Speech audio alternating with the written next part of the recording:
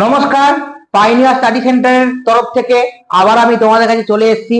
আমি লাস্ট একটা ভিডিও ছেড়েছিলাম, সেটা হচ্ছে টেন্স সম্পর্কে। তো আজকেও টেন্স সম্পর্কে তোমার আর একটা ইন্টারেস্টিং ক্লাস হতে চলেছে। তো এইটা আগের ভিডিওটার সাথে এটার একটা লিঙ্ক থাকবে। তো আগের ভিডিওতে আমি জাস্ট অ্যাজ এ সিম্পল ভাবে তোমরা হাতে খড়ি বলতে পারো যে কি করে মাস্টার অফ টেন্স শিখবো, কি করে কথা বলবো। তো সেই সব জিনিসগুলোই আমি আজকে নেক্সট পার্টে আসছি। তো নেক্সট পার্টে দেখো, আমরা আগের দিন শিখেছিলাম যে টেন্স কত প্রকারের হয়, কি কি মেইনলি। তো আমি এটাও বলেছিলাম যে টোটাল 12 টাইপস অফ টেন্স হয়। তো তার মধ্যে টাইমের অভাবের জন্য আমরা একটা পার্ট শিখতে পেরেছি, মানে একটা টাইপ শিখতে পেরেছি। সেটা হচ্ছে প্রেজেন্টের প্রেজেন্ট ইনডেফিনিট, যেটাকে সিম্পল প্রেজেন্ট বলা হয়। তো আজকে আমি তার নেক্সট যেটা প্রেজেন্টের দুটো জিনিস আজকে আমরা শিখবো। একটা হচ্ছে প্রেজেন্ট কন্টিনিউয়াস আর একটা হচ্ছে প্রেজেন্ট পারফেক্ট।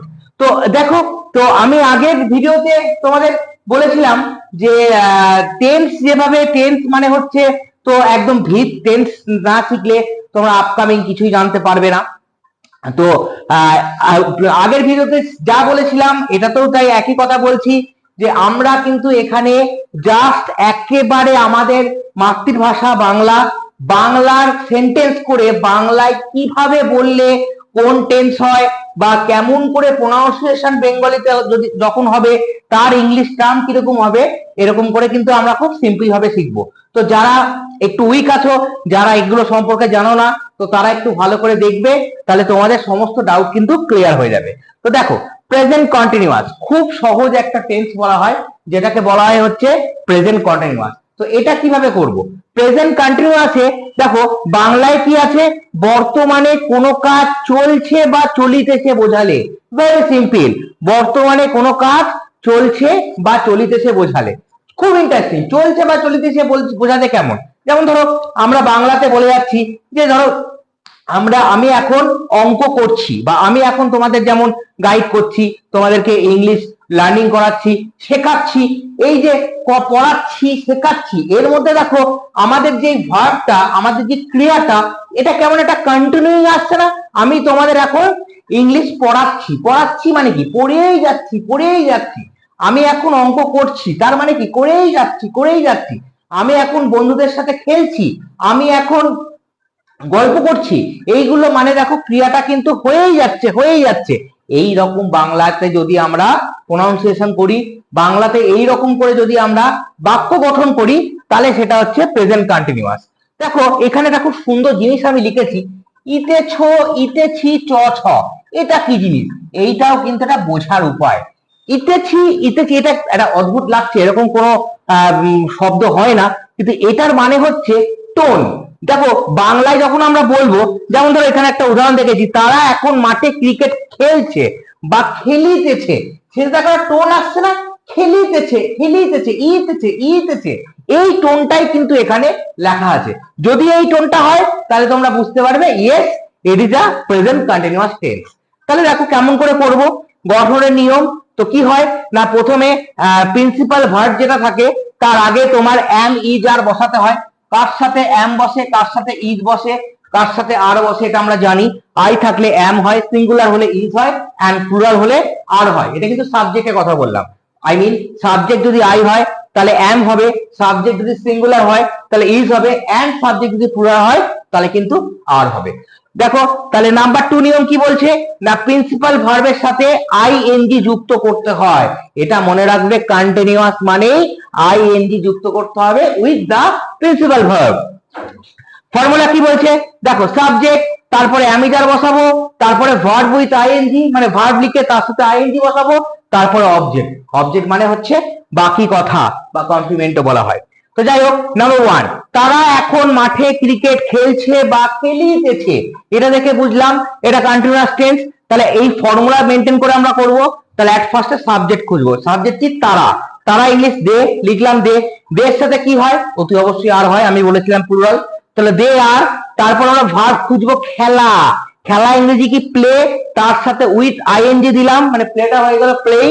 তারপর প্রশ্ন করব কি খেলছে, দেখো ক্রিকেট হলো। কোথায় খেলছে? দেখো মাঠে, তাহলে ইন দা ফিল্ড। তারপর আবার প্রশ্ন করি কখন খেলছি? এখন, তার মানে কিন্তু নাও।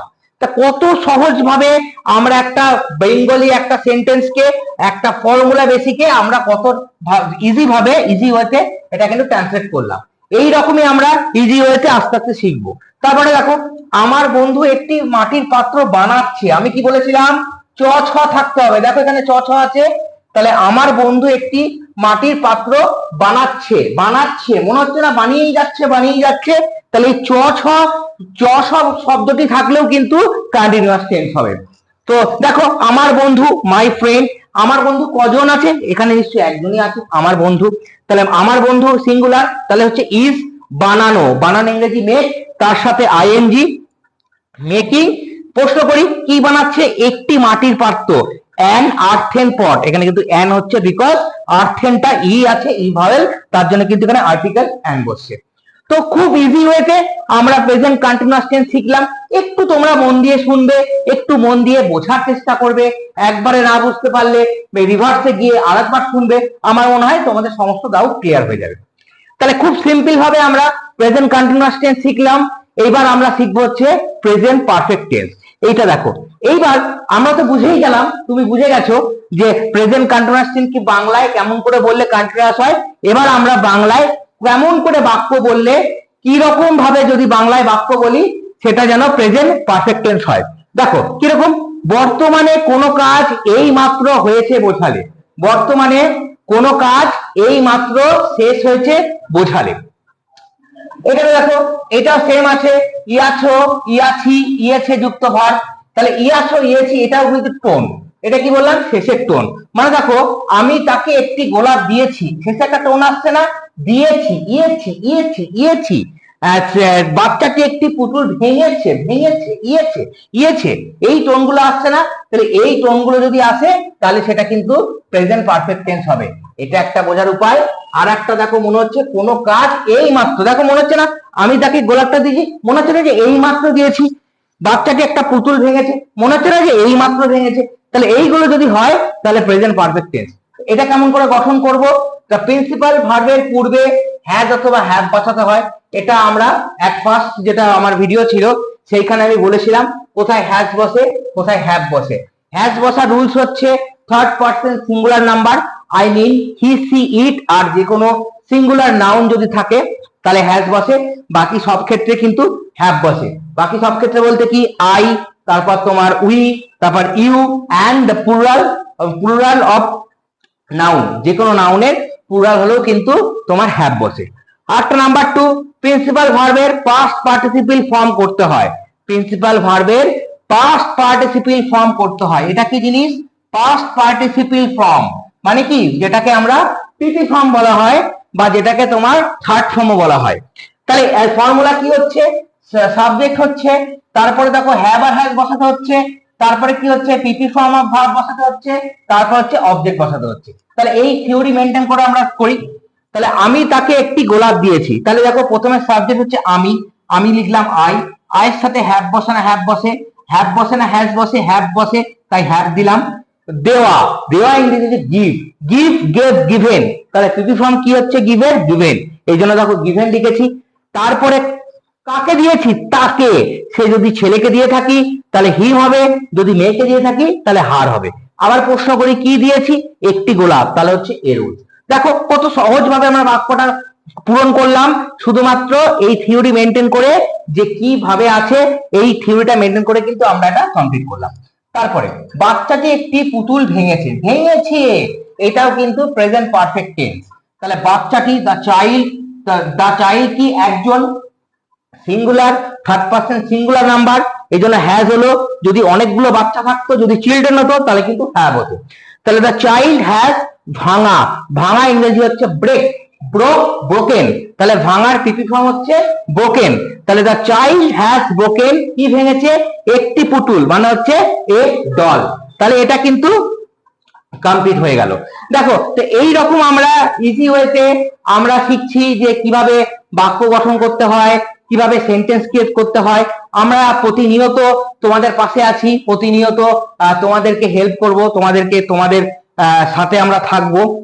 তো আমাদের যেই coaching centre pioneer study centre, সেটা আমাদের কম্পিটিটিভ আছে, আমরা আগামী জানুয়ারি 2025 থেকে আমরা নতুন WBBSC কোর্স স্টার্ট করছি, যেখানে একদম জুনিয়র প্রাইমারি সেকশন থেকে তোমরা বিভিন্ন অফলাইন ক্লাস পাবে, অনলাইন ক্লাস তো অতি অবশ্যই পাবে। সেখানে আমরা যে সমস্ত বাচ্চারা যারা ভাবছো সৈনিক স্কুল, নবোদয় বা 4-এর ক্যান্ডিডেট, 3-4-এর ক্যান্ডিডেট থেকে যারা প্রিপারেশন নিতে চাইছো, বিভিন্ন মিশন, আমরা তার জন্য তাদের সেই সমস্ত বাচ্চাদের জন্য কাজ করব। তা তোমরা থাকো আমাদের সাথে, আমাদের সাথে কন্ট্যাক্ট করো। আমাদের অফলাইন ব্যাচ আছে, আমরা অনলাইনে তোমাদের সাথে আছি, আমরা ম্যাথ নিয়ে আসবো, আমরা ইংলিশ নিয়ে আসবো, এভরিথিং, সমস্ত ডাউট আমরা কিন্তু ক্লিয়ার করব। তো আজকে এই অবধি থাক। তো শুভরাত্রি, সকলের দিন শুভ হোক, রাত শুভ হোক। তো গুড নাইট এভরিওয়ান।